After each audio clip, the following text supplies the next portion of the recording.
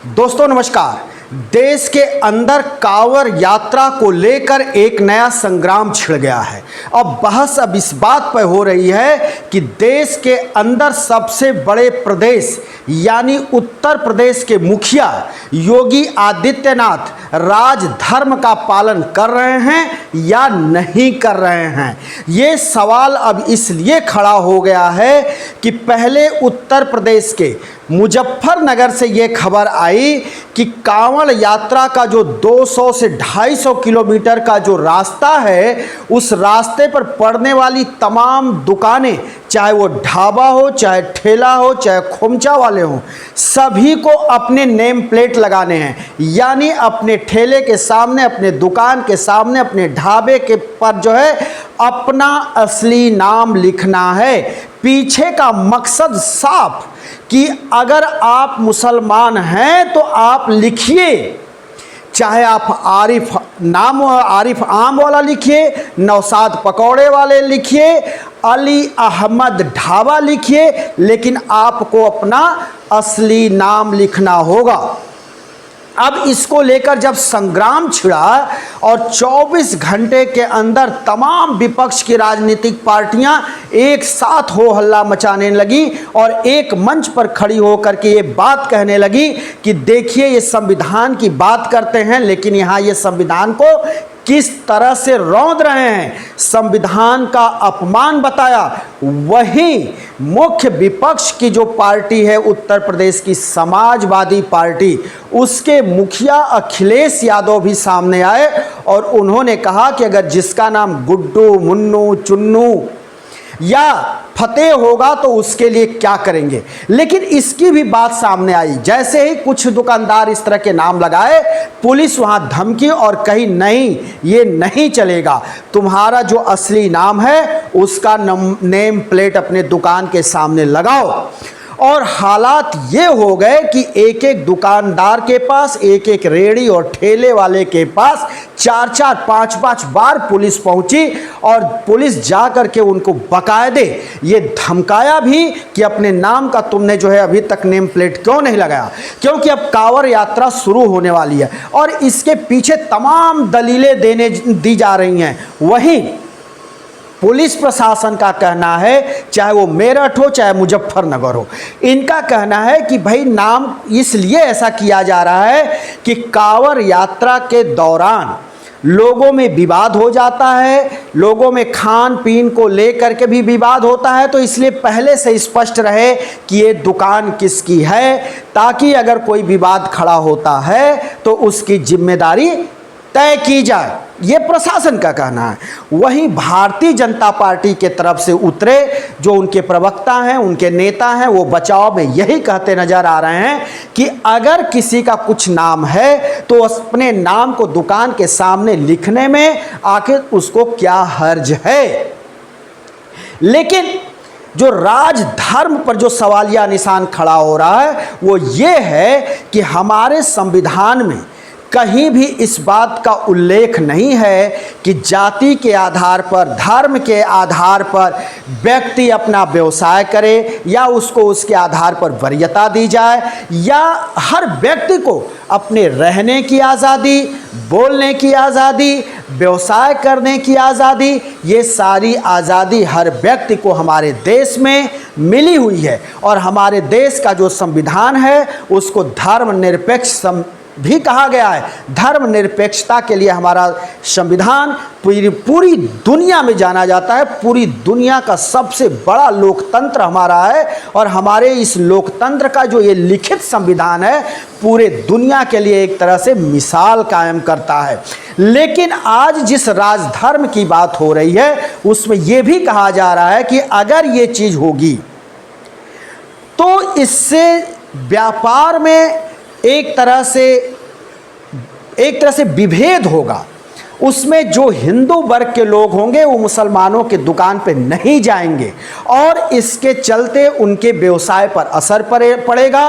उनका जो पेट पालने का संसाधन है, ये ठेली, रेड़ी, ढाबा, उससे वो उनको काफ़ी दिक्कतें आएंगी और उनको आर्थिक क्षति होगी, उनको परिवार चलाने में समस्या होगा, उनके इनकम का साधन भी कम हो जाएगा। ये दलीलें दी जा रही हैं, लेकिन पुलिस की अपनी दलील, भारतीय जनता पार्टी की अपनी दलील और विपक्ष का जो है पूरी तरह से आक्रामक होना, ये अपने आप में ये दर्शाता है कि आने वाले समय में ये मामला और गरमाएगा। लेकिन इस सब के बावजूद 24 घंटे बाद योगी सरकार यू टर्न की और योगी सरकार ने कह दिया कि ये सिर्फ और सिर्फ मुजफ्फरनगर में नहीं लागू होगा, पूरे उत्तर प्रदेश में इसी नियम को लागू किया जाएगा। और पूरे उत्तर प्रदेश में किसी भी कांवड़ यात्रा के रूट में इस तरह की अगर नहीं कार्य हुए, अगर जो है मुसलमान जो हैं अपने दुकान के सामने अपने नेम प्लेट नहीं लगाएंगे तो उन पे सख्त कार्रवाई की जाएगी। अब ये पूरे प्रदेश में अब इस बात की चर्चा हो रही है और अब सभी के लिए हर जिले में ये एडवाइजरी जारी हो गई है और पुलिस को इसको श्योर कराना है कि सभी दुकानदार अपने प्रतिष्ठानों के सामने अपना नेम प्लेट लगाएं, अपने नाम की वो पूरी एक बोर्ड लगाएं जिससे कि हर किसी कांवड़ यात्री को ये पता चले कि ये दुकान किसकी है। अब इसको लेकर हो हल्ला मच रहा है राजनीतिक गलियारों में, तो ये बहुत ही बड़ा एक हंगामा हो गया है।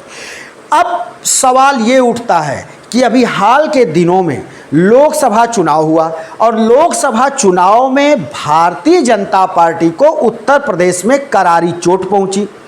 उत्तर प्रदेश में जहां भारतीय जनता पार्टी को ये लग रहा था कि प्रधानमंत्री नरेंद्र मोदी और प्रदेश के मुखिया योगी आदित्यनाथ के नाम पर अयोध्या में भगवान राम लला के भव्य मंदिर और प्राण प्रतिष्ठा के नाम पर पार्टी को लग रहा था कि 80 में से कम 75 सीटें तो हमारी आसानी से निकल जाएंगी, लेकिन ऐसा नहीं हुआ। 2014 के चुनाव में जहां 72 लोकसभा की सीटें भारतीय जनता पार्टी के पास थीं, वहीं 2019 में वो और कम हुई और वो 62 सीट हो गई। लेकिन 2024 के चुनाव में भारतीय जनता पार्टी को मनमाफिक सीटें नहीं मिली और वो आधे पर आ गई। अब इसके बाद से जो है पूरे देश में भारतीय जनता पार्टी के अंदर खलबली मची हुई है। उत्तर प्रदेश से दिल्ली के रास्ते प्रतिदिन नापे जा रहे हैं। उत्तर प्रदेश के 2 उप मुख्यमंत्री ब्रजेश पाठक और जो दोनों मुख्यमंत्री हैं केशव प्रसाद मौर्य और ब्रजेश पाठक, दोनों दिल्ली को खांच डाले हैं।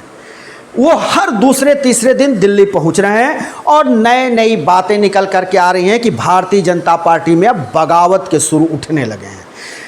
यहाँ तक कहा जा रहा है कि भारतीय जनता पार्टी के अंदर केंद्र में कुछ बड़े नेता इस बात को भी हवा दे रहे हैं जिससे कि उत्तर प्रदेश के मुख्यमंत्री योगी आदित्यनाथ असहज हो जाएं और खुद ही वो या तो पद छोड़ दें या तो ऐसे हालात बना दिया जाए जिससे कि योगी आदित्यनाथ को उनके पद से हटा दिया जाए।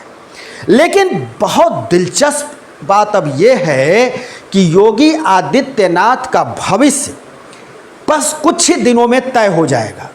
वैसे तो योगी आदित्यनाथ के भविष्य को लेकर दिल्ली के मुख्यमंत्री जो तिहाड़ जेल में बंद हैं, जब वो चुनाव प्रचार के लिए अंतरिम जमानत पर छूटे तो छूटते ही गेट के बाहर आते ही उन्होंने ऐलान किया था कि बस 2 महीने में योगी सरकार हट जाएगी, मतलब योगी जी को मुख्यमंत्री पद से हटा दिया जाएगा।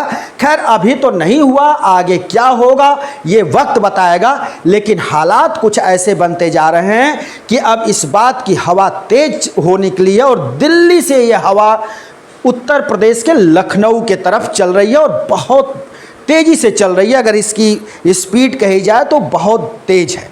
अब ये इसलिए हम कह रहे हैं कि आने वाले कुछ ही महीने के अंदर उत्तर प्रदेश में 10 विधानसभा सीट पर उपचुनाव होगा, बाईपोल इलेक्शन होंगे। वजह यह है कि ये जो 10 विधानसभा सीटें जो खाली हुई हैं, वहाँ के जो विधायक थे, चाहे वो भारतीय जनता पार्टी के रहे हों, चाहे वो निषाद पार्टी के रहे हों, चाहे समाजवादी पार्टी के रहे हों, वो सांसद हो चुके हैं, संसद पहुंच चुके हैं। इसलिए उनके इस विधानसभा की जो सीट है वो खाली है। अब उस पर चुनाव होना है। ये 10 सीटें हैं। अब इस 10 सीटों के चुनाव को लिटमस टेस्ट माना जा रहा है योगी जी के लिए। योगी जी का फ्यूचर यही 10 सीटें तय कर देंगी कि क्या योगी जी आगे मुख्यमंत्री उत्तर प्रदेश के रहेंगे या फिर नहीं रहेंगे। अगर इन 10 सीटों में से भारतीय जनता पार्टी 8 सीटें जीतने में कामयाब हो जाती है, तब तो योगी आदित्यनाथ उत्तर प्रदेश के मुख्यमंत्री बने रहेंगे। अगर भारतीय जनता पार्टी कहीं इस उपचुनाव में 2 और 3 सीटों पर सिमट गई या 1 सीट पर सिमट गई, तो निश्चित तौर पर यह मानिए कि योगी आदित्यनाथ की बोरिया बिस्तर बंधनी तय है। वैसे तो ये भी माना जा रहा है कि योगी आदित्यनाथ अभी उत्तर प्रदेश में बहुत मजबूत हैं और योगी आदित्यनाथ के सामने अभी कोई दूर दूर तक दिखाई नहीं देता। लेकिन जिस तरह से लामबंदी हो रही है, केशव प्रसाद मौर्य ज़बरदस्त लामबंदी में लगे हुए हैं और बार बार कहते हैं कि सरकार से बड़ा संगठन होता है। तो अब ये संगठन की अगर जब बात चल रही है, तो अब इसी के आधार पर कहा जा रहा है कि संगठन को बार बार बीच में लाकर योगी जी को बैकफुट पे डालने का प्रयास चल रहा है। अब देखा जा रहा है कि कहीं ये जो कांवड़ यात्रा के दौरान जो ये बात सामने आई है और हिंदू वोट को पोलराइज करने की जो ये कोशिश है, क्या योगी की ये कोशिश कामयाब होती है या फिर एक बार ऐसा ही कुछ दृश्य देखने को मिलेगा कि उत्तर प्रदेश में 2 लड़कों की जोड़ी यानी अखिलेश और राहुल फिर वो लाल किताब लेकर के जनता के बीच जाएंगे और कहेंगे कि देखो कांवड़ यात्रा के दौरान भी किस तरह से हिंदू मुस्लिम किया गया और हमारे संविधान को कुचला गया, संविधान का अपमान किया गया। अब ये आने वाले दिनों में और इसके ऊपर राजनीति गर्म होगी और ये वक्त बताएगा कि ये 10 लोक विधानसभा का जो चुनाव है वो किस करवट बैठता है। और ये 10 विधानसभा की जो चुनाव है, इसको आप विधानसभा कतई मत मानिएगा, ये लोकसभा के चुनाव से कम नहीं है। हम फिर किसी दूसरे वीडियो को लेकर हाजिर होंगे। तब तक के लिए शिवमूर्ति दुबे को दीजिए इजाजत।